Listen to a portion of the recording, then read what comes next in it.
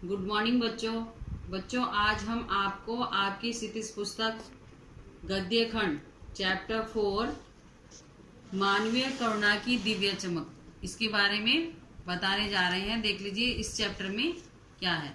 सबसे पहले हम पाठ परिचय देख लेते हैं। सर्वेश्वर दयाल सक्सेना द्वारा लिखित पाठ मानवीय करुणा की दिव्य चमक फादर कामिल बुल्के पर लिखा गया है। किस पे लिखा गया है? फादर कामिल बुल्के के ऊपर लिखा गया है।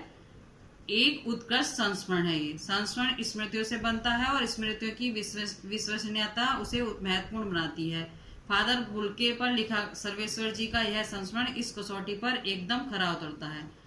अपने को भारतीय कहने वाले फादर बुल्के का जन्म बेल्जियम के रेम्स चैपल शहर में हुआ था, जो गिरजे, पादरियों और धर्मगुरुओं और संतों की भूमि कही जाती है, परंतु उन्होंने भारत को अपनी कर्म भूमि बनाया। फादर बुल्के एक सन्यासी थे, परंतु पारंपरिक अर्थ में नहीं।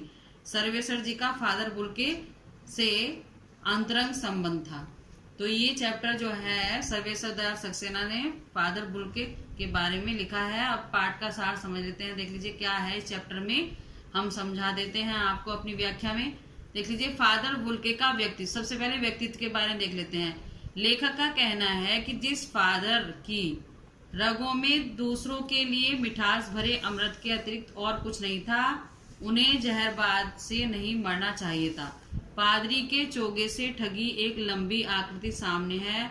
गोरे रंग, सफेद झाई मारती हुई भूरी दाढ़ी, नीली आंखें, बाहें खोल गले में लगाने को आतुर।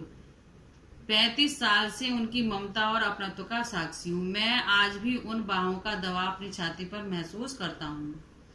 फादर को याद करना एक उदास शांत संगीत सुनने जैसा है। परिमल के दिनों में वे हमारे हंसी मजाक में निर्लिप्त शामिल रहते हैं, गोष्ठियों में बहस करते हैं, हमारी रचनाओं पर स्पष्ट राय और सुझाव देते हैं। वे पारिवारिक उत्सवों में बड़े भाई और पुरोहितों जैसे आशीषों से भर देते हैं।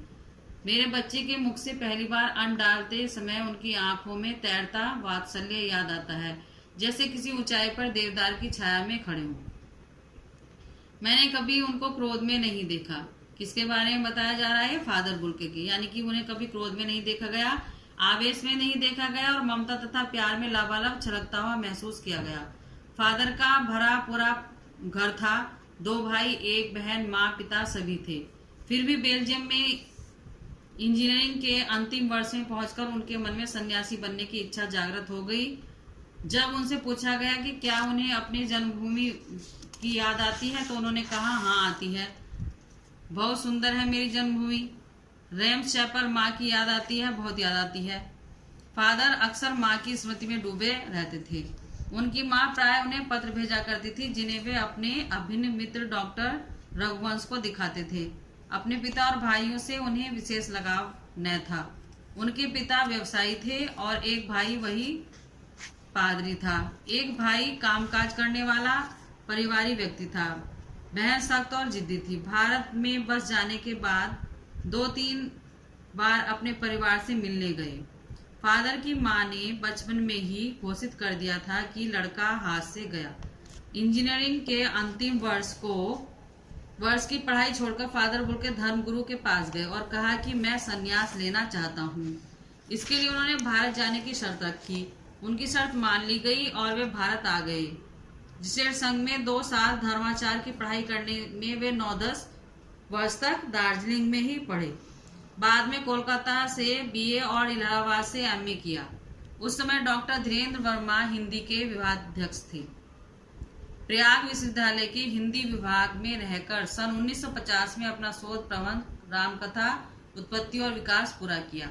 उन्होंने मातरलिंग के प्रसिद्ध नाटक ब्लू बर्ड का हिंदी रूपांतर नील पक्षी के रूप में किया।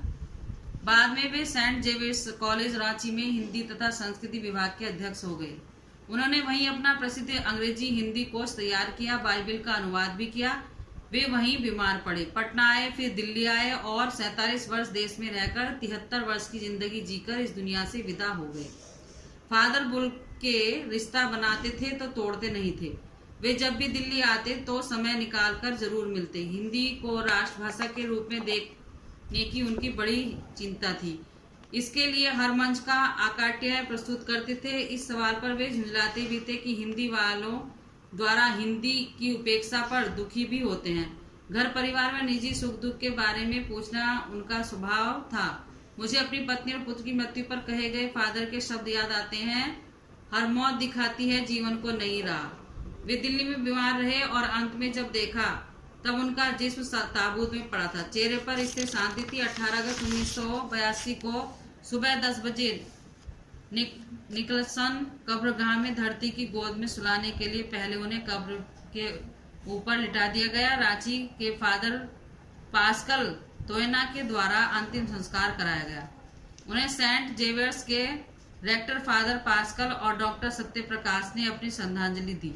फिर देह कब्र में उतार दी गई। उस क्षण रोने वालों की कमी नहीं थी। इस तरह हमारे बीच से वह चला गया जो छायादार फल फूल गंध से भरा हुआ और सबसे अलग सबका होकर सबसे ऊंचाई पर मानवीय गणना की दिव्य चमक में लहराता खड़ा था, जिसकी स्मृति किसी यज्ञ की पवित्र अग्नि की तरह आजीवन बनी रहेगी। तो बच्चों, आपने यहाँ पर क्या समझा कि जो फादर बुल्के हैं उनका व्यक्तित्व जो है सबके लिए प्रेम और सहृदय से भरा हुआ था। वो सबको करुणा की दृष्टि से ही देखते थे। तो उनकी जो मतलब अच्छाइयों का वर्णन फादर बुल्के की इसमें किया गया है। आपने समझ लिया चैप्टर, और अच्छे से आपको बुक से ठीक से पढ़ लेना है इसको, और क्वेश्चन आंसर आपको सेंड कर दिए जाएंगे। आप अपना वर्क बिल्कुल ईमानदारी के साथ अवश्य ही करते रहें। धन्यवाद।